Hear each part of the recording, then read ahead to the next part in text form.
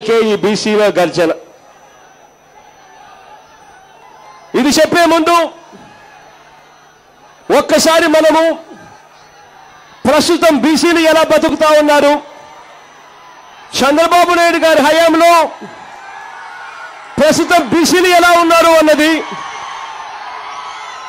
ఒక్కసారి మనమంతా కూడా గుర్తుకు తెచ్చుకోవాలి, మన మనసుని అడగాలి. చంద్రబాబు నాయుడు గారి హయాంలో ఇవాళ బీసీల పరిస్థితి ఎలా ఉంది అని చెప్పి ఒక్కసారి మనమంతా ఆలోచన చేయాల్సిన సమయం వచ్చింది. 2014 ముందు, ఎన్నికలకు ముందు చంద్రబాబు నాయుడు గారు బీసీ డిక్లరేషన్ చేశారు. 2012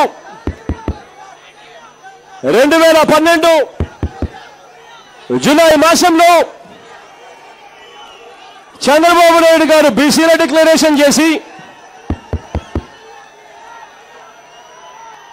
ఎన్నికల మేనిఫెస్టో తర్వాత ప్రవేశపెట్టాడు. చంద్రబాబు నాయుడు గారు ఎన్నికలకు ముందు 2014 ఎన్నికలకు ముందు తాను చేసిన బీసీ డిక్లరేషన్కు దిక్కులేదు. 2014 ఎన్నికలు వచ్చేసరికి ఇలా చంద్రబాబు నాయుడు గారు నవ్వుతూ ఒక పోజ్ ఇచ్చాడు.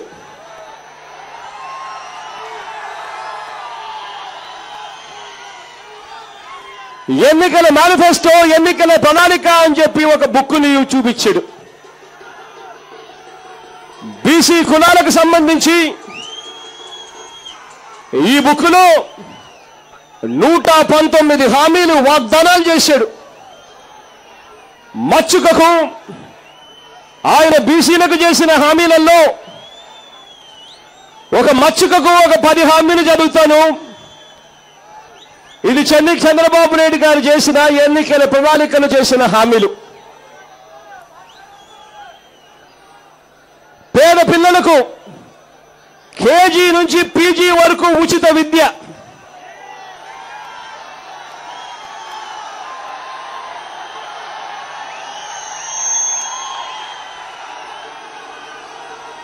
చంద్రబాబు నాయుడు గారి మేనిఫెస్టో, ఎన్నికల ప్రణాళిక, కాలేజీ విద్యార్థులకు ఐప్యాడ్,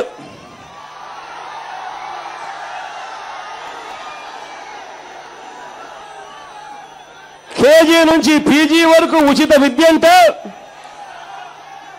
సరిపోదు అని కాలేజీ విద్యార్థులకు ఐప్యాడ్ అట.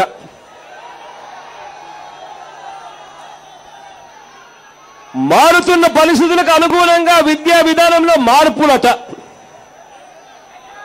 ఇదే పెద్ద మనిషి చంద్రబాబు నాయుడు గారు చేసిన ఇంకా మరికొన్ని హామీలు. 10,000 కోట్లతో ప్రత్యేక బడ్జెట్ కేటాయింపు అమలు చేస్తా. ప్రతి సంవత్సరం 10,000 కోట్లట ప్రత్యేక బడ్జెట్ కేటాయింపులు అమలు చేస్తాం. బీసీ సప్లాన్ ప్రవేశపెట్టి అమలుకు చట్టం చేస్తాం.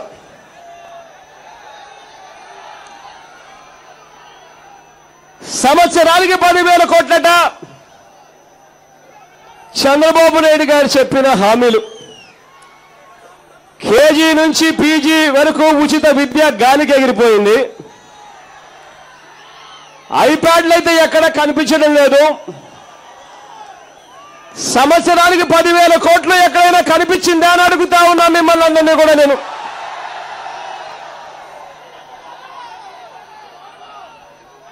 బీసీ సప్లాన్ ప్రవేశపెట్టి అమలుకు చట్టం చేస్తాడట. ఎన్నికలకు నెలలో ఉన్నాయనంటే ఈయనకు చట్టాలు గుర్తుకొస్తాయి. 5 సంవత్సరాలు పరిపాలన చేసినప్పుడు ఈయనకు చట్టాలు గుర్తుకురావు.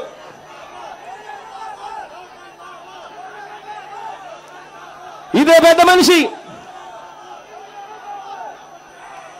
రాష్ట్ర ప్రణాళిక వ్యయంలో 25% నిధులు ప్రతి సంవత్సరం బీసీ ఉప ప్రణాళికగా రూపొందిస్తారట. రాష్ట్రంలోనే కాదట, కేంద్ర ప్రభుత్వంలో కూడా 25% నిధులు బీసీ ఉప ప్రణాళిక సాధనకు కృషి చేస్తారట. రాష్ట్రానికి దిక్కు లేదు, సప్లాన్ దిక్కు లేదు, 25% నిధులు గట్ట దిక్కు లేదు. ఇక కేంద్రంలో కూడా ఈ మనిషి చక్రం తిప్పి అక్కడ కూడా అమలు చేస్తాడట.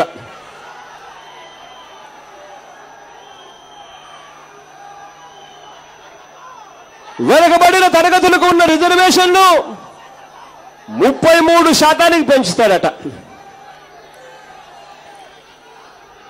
రాష్ట్రంలో 2,40,000 గవర్నమెంట్ ఉద్యోగాలు ఖాళీగా ఉన్నాయి. ఆ ఉద్యోగాలు నింపితే చాలు, వాటిలో ఎస్సీలకు స్థానం వస్తుంది, బీసీలకు స్థానం వస్తుంది, ఎస్టీలకు స్థానం వస్తుంది, రిజర్వేషన్లకు స్థానం వస్తుంది అని తెలిసి ఆ 2,40,000 గవర్నమెంట్ ఉద్యోగాలు నింపడానికి మనిషికి మనసు రాదు. రాష్ట్రంలో ఏది చూసినా కానీ కాంట్రాక్ట్ అంటాడు, అవుట్ సోర్సింగ్ అంటాడు. వాటిలో అయితే ఎలాగూ రిజర్వేషన్లు ఉండవు అని చెప్పి అక్షరాల బీజేపీ అక్షరాల బీసీలను దగా చేస్తాడు ఈ పెద్ద మనిషి. కానీ ఎన్నికల ప్రణాళికలో మాత్రం వెనుకబడి ఉన్న తరగతులకు ఉన్న రిజర్వేషన్లు 33% పెంచుతాడట. ఇదే పెద్ద మనిషి ఫీజు రీయింబర్స్మెంట్ ఆధార్తో సంబంధం లేకుండా అమలు చేస్తాడట. ఫీజులు ఇవ్వడం లేదు, రీయింబర్స్మెంట్ లేదు, ఆధార్ లేకుండా అమలు చేస్తాడని చెప్పి మేనిఫెస్టోలో మాత్రం చెప్తాడు. చేనేత కార్మికులకు 1000 కోట్లతో ప్రత్యేక నిధి అట. మరియు బడ్జెట్లో ప్రతి సంవత్సరం 1000 కోట్ల రూపాయలు కేటాయిస్తాడట. అంటే 5 సంవత్సరాలలో 6,000 కోట్ల రూపాయలు చేనేతలకు కేటాయిస్తాను అని చెప్పిన డాక్యుమెంట్. ఒక్కసారి ఆలోచన చేయమని అడుగుతా ఉన్నాను. ఎన్నికలు అయిపోయాయి, 2014 ఎన్నికలు అయిపోయాయి. 5 సంవత్సరాలు చంద్రబాబు నాయుడు గారు పరిపాలన చేశాడు. అక్షరాల ఈ మేనిఫెస్టోలో ప్రతి కులంను ఎలా మోసం చేయాలి అని 119 హామీలు ఇచ్చి చంద్రబాబు నాయుడు గారి చక్కని ఫోటో, ఒక చిరునవ్వుతో ఉన్న ఫోటోను ముందర పెట్టి ఎన్నికల ప్రణాళిక అని చెప్పి మనందరి చెవుల్లో పూలు పెట్టి మనల్ని మోసం చేసి గద్దెక్కాడు. గద్దెక్కిన ఈ పెద్ద మనిషి మళ్ళీ ఎన్నికలు వచ్చేసరికి 5 సంవత్సరాల తర్వాత మళ్ళీ ఇవాళ బీసీ డిక్లరేషన్ అంటాడు, మళ్ళీ ఎన్నికల ప్రణాళిక అంటాడు. ఇటువంటి వ్యక్తిని నమ్మగలమా అని అడుగుతా ఉన్నాను మిమ్మల్ని అందరినీ కూడా. నేను ఇవాళ గట్టిగా 2 చేతులు పైకి ఇలా ఇలా ఇలా ఇలా ఇలా ఇలా ఇలా ఇలా ఇలా ఇలా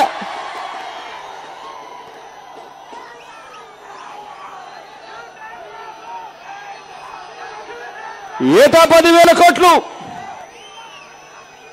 ఏటా 10,000 కోట్ల రూపాయలు చొప్పున 5 సంవత్సరాలలో అక్షరాల 50,000 కోట్ల రూపాయలు ఇస్తానన్నాడు ఈ పెద్ద మనిషి బీసీల అభివృద్ధి కొరకు.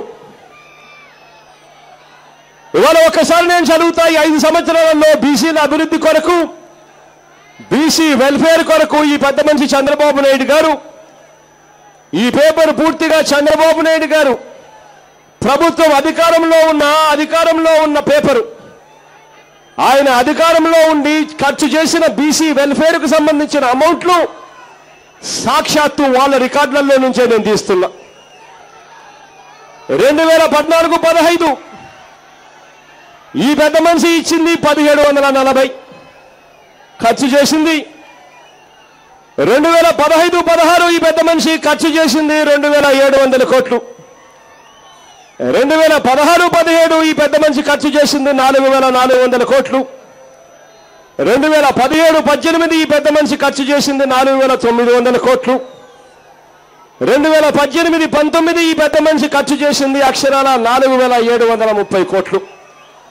మొత్తం కలిపితే 50,000 కోట్ల రూపాయలు ఇస్తాను అని చెప్పిన ఈ పెద్ద మనిషి మొత్తం కలిపితే 18,000 కోట్ల రూపాయలు కూడా సరిగ్గా ఇవ్వని పరిస్థితి ఇవాళ 5 సంవత్సరాల్లో కనిపిస్తా ఉంది. ఒకసారి చంద్రబాబు నాయుడు గారి పాలనను గమనించమని అడుగుతా ఉన్నా. ఆ మహానేత, ఆ దివంగత నేత, ప్రీతమ నాయకుడు రాజశేఖర రెడ్డి గారిని ఒక్కసారి గుర్తుకు తెచ్చుకోమని అడుగుతా ఉన్నా.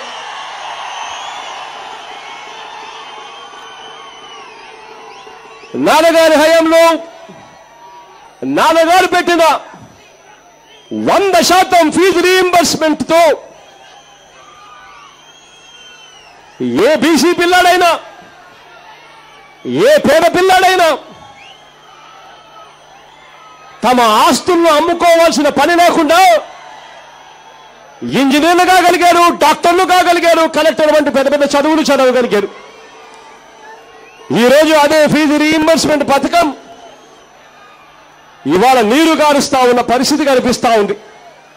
ఇవాళ మన పిల్లలను ఒక్కసారి మీ గుండెల మీద చేతులు వేసుకొని ఆలోచన చేయమని అడుగుతా ఉన్నా. ఇవాళ మన పిల్లలు ఇంజనీర్లుగా చదవగలుగుతామా అని అడుగుతా ఉన్నాను. చదివించే పరిస్థితిలో మనం ఉన్నామని అడుగుతా ఉన్నాను. మన పిల్లల్ని డాక్టర్లు చేసే పరిస్థితిలో మనం ఉన్నామని అడుగుతా ఉన్నాను. మన పిల్లల్ని కలెక్టర్ వంటి పెద్ద పెద్ద చదువులు చదివించే పరిస్థితిలో మనం ఉన్నామా అని అడుగుతా ఉన్నాను. ఈరోజు ఇంజనీరింగ్ చదవాలంటే కాలేజీల్లో ఫీజులు చూస్తే ₹1,00,000 పైన దాటుతా ఉన్నాయి సంవత్సరానికి. చంద్రబాబు నాయుడు గారి హయాంలో ముస్తేసినట్టు ఫీజు రీయింబర్స్మెంట్ ఎంత ఇస్తున్నారు అని అంటే ముస్తేసినట్టు ఇస్తా ఉన్నారు. ₹30,000, ₹35,000. ఫీజులు చూస్తే ₹1,00,000 పైన ఉన్నాయి. ఫీజు రీయింబర్స్మెంట్ చూస్తే ముస్తేసినట్టు ₹30,000. సంవత్సరానికి ₹70,000 ఆ తల్లిదండ్రి తమ పిల్లలను చదివించడానికి, ఇంజనీరింగ్ చదివించడానికి ₹70,000 తమ తల్లి తండ్రి ఆ పిల్లలకు డబ్బులు కట్టాలి అని అంటే 4 ఏళ్ల ఇంజనీరింగ్ కోర్స్ అయ్యేసరికి 70,000 ఇంటూ 4 ఏళ్ళంటే అక్షరాల ₹3,00,000 ఆ పేదవాడు తన కొడుకును ఇంజనీరింగ్ చదివించడానికి ఖర్చు పెట్టాలి అని అంటే ఆ ₹3,00,000 తేవడానికి ఆ పేదవాడు ఇవాళ